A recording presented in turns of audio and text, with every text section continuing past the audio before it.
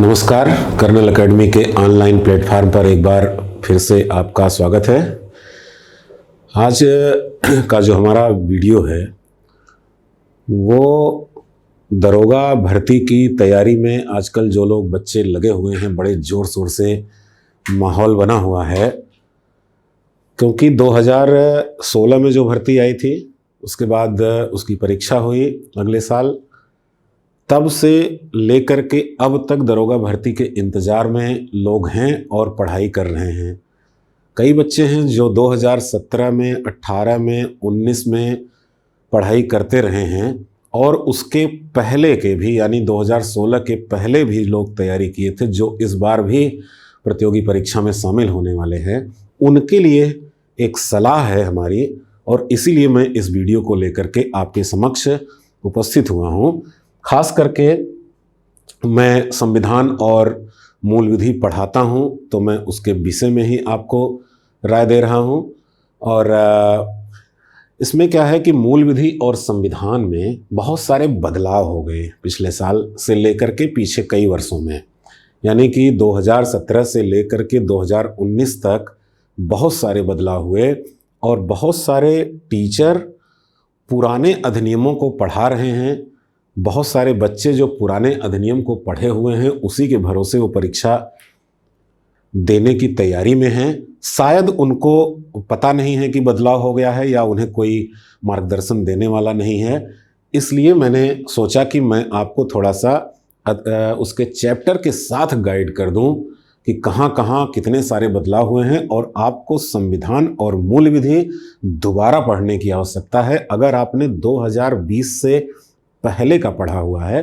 स्वयं मेरे छात्र भी अगर पुराने नोट्स को पढ़ रहे हैं या पहले की क्लास किए हुए हैं तो उनको भी सलाह है कि वो फिर से मूल विधि और संविधान को पढ़ लें, और नहीं तो आपके साथ धोखा हो सकता है। मैंने इसका टॉपिक ही बना रखा है कि यूपीएसआई फिर से पढ़ें मूल विधि और संविधान, क्योंकि बहुत कुछ संशोधित हो गया है, धोखे में ना रहें। वास्तव में जो संशोधन होते हैं आमतौर पर वहाँ से सवाल ज़्यादा पूछे जाते हैं, क्योंकि परीक्षक ये जानना चाहता है, आयोग या कमीशन ये जानना चाहता है कि जो बदलाव हुए हैं क्या वो बच्चों को पता है कि यहाँ पर चीज़ें बदल गई हैं। देखिए, ये मूल विधि का सिलेबस है आपके सामने, और इसमें मैं बताता हूँ कि कहाँ कहाँ कितने सारे बदलाव हो चुके हैं, और आप समझ जाएंगे उसके जरिए। जैसे देखिए, ये भारतीय दंड विधान यानी कि आईपीसी है। आईपीसी में एक तो धारा 376 डी जेएस वर्मा कमेटी के आधार पर चीज़ों को बदला गया था, उसमें दंड और कुछ प्रावधान बदले गए थे। धारा 497 जार कर्म का जो अपराध होता है उसके संबंध में सुप्रीम कोर्ट ने कुछ बदलाव कर दिए हैं। धारा 497 के बाद 377 में बदलाव हुए हैं। ये कुछ उदाहरण हैं, ऐसे और भी ज़्यादा डेवलपमेंट हुए हैं। दंड प्रक्रिया संहिता तो मान लीजिए संसद से कोई बदलाव नहीं है, लेकिन जैसे आपने सुना होगा कि अग्रिम जमानत को लेकर के कुछ का न्यायालय के द्वारा प्रावधान किए गए हैं, तो उसमें भी बदलाव है। यातायात नियम यानी कि जो मोटर व्हीकल एक्ट है, मोटरयान अधिनियम 1988 है, इसमें 2019 में इतने सारे बदलाव किए गए कि संशोधनों की जो कॉपी आई है, यानी जो गजट आया है, मात्र वही 147 पेज का है। बहुत व्यापक बदलाव हुआ है। इसके बाद पर्यावरण संरक्षण अधिनियम, वन्य जीव संरक्षण अधिनियम, इन दो को आप अगर छोड़ भी दीजिए तो मानवाधिकार संरक्षण अधिनियम में संशोधन हुए 2018 में। कार्यकाल से लेकर के उनकी नियुक्ति और राष्ट्रीय आयोग में सदस्यों की संख्या तक बदलाव किए गए। शक्तियों में कुछ बदलाव किया गया। सूचना के अधिकार अधिनियम में भी बदलाव किया गया है पिछले वर्ष 2019 में। आयकर अधिनियम तो हर साल जब भी बजट आता है कुछ ना कुछ इनकम टैक्स स्लैब को लेकर के या कुछ नए प्रावधान कर ही दिए जाते हैं, तो इसमें भी बदलाव होता है जिसको आपको दोबारा पढ़ने की आवश्यकता है। भ्रष्टाचार निवारण अधिनियम में बहुत व्यापक बदलाव हुआ। दंड से लेकर के आपराधिक जांच तक के मामलों तक में बदलाव कर दिए गए 2018 में। महिलाओं, बच्चों, SC ST का संरक्षण का जो टॉपिक आपका है, इसमें आपको याद होगा कि SC ST अधिनियम को लेकर के सुप्रीम कोर्ट ने एक निर्णय सुनाया था। 2018-19 की घटना है ये। फिर संसद ने उस निर्णय को वायलेट किया और फिर से उसमें संशोधन करके पुरानी व्यवस्था को बहाल करते हुए कुछ प्रावधान जोड़े। तो यहाँ भी बदलाव है। राष्ट्रीय सुरक्षा अधिनियम तो जैसा था वैसा ही है, IT अधिनियम भी वही है। साइबर जो अपराध है, जिसको सूचना प्रौद्योगिकी अधिनियम के तहत ही लाया जाता है, इसमें कुछ धाराओं को समाप्त किया गया और कुछ धाराओं को थोड़ा सा प्रभावी बनाया गया, दंड के प्रावधान बढ़ाए गए। तो यहाँ भी बदलाव है।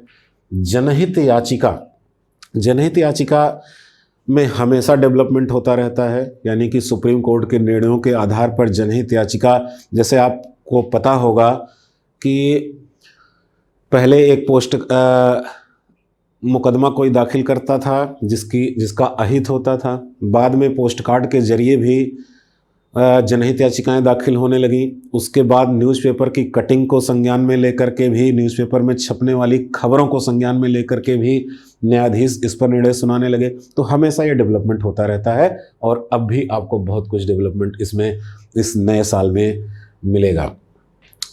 भूमि सुधार, भूमि अधिग्रहण, भू राजस्व संबंधी कानून, क्योंकि भूमि अधिग्रहण को लेकर के सरकार बहुत ही सक्रिय है, बहुत ही बड़ा प्लान है उसका भूमि अधिग्रहण को लेकर के। इस पर पिछले साल 3 बार अध्यादेश जारी किए गए थे। तो यहाँ भी बहुत सारे नियम कानून बदल गए हैं। तो इतना सारा अगर बदलाव है और आप पुराने अधिनियमों को पढ़ करके परीक्षा देने की कोशिश करेंगे तो निश्चित रूप से आपके साथ धोखा हो जाएगा।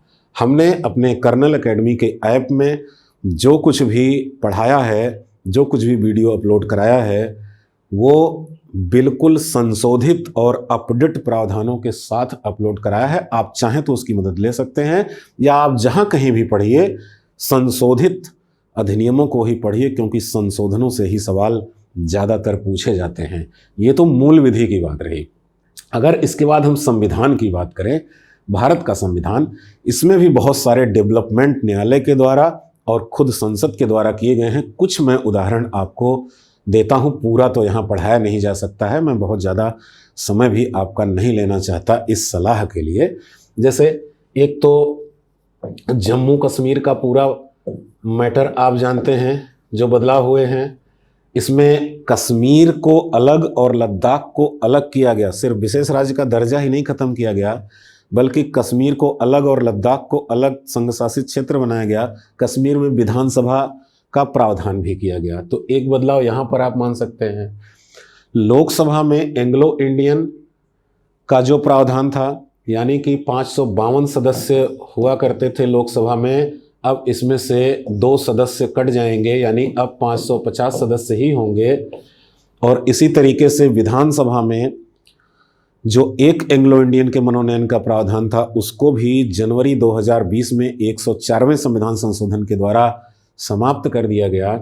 और इस तरह से अनुच्छेद 331, जिसमें लोकसभा में 2 एंग्लो इंडियन का मनोनयन, 333 जिसमें विधानसभा में 1 एंग्लो इंडियन का मनोनयन होता था, इन धाराओं को भी निष्प्रभावी कर दिया गया।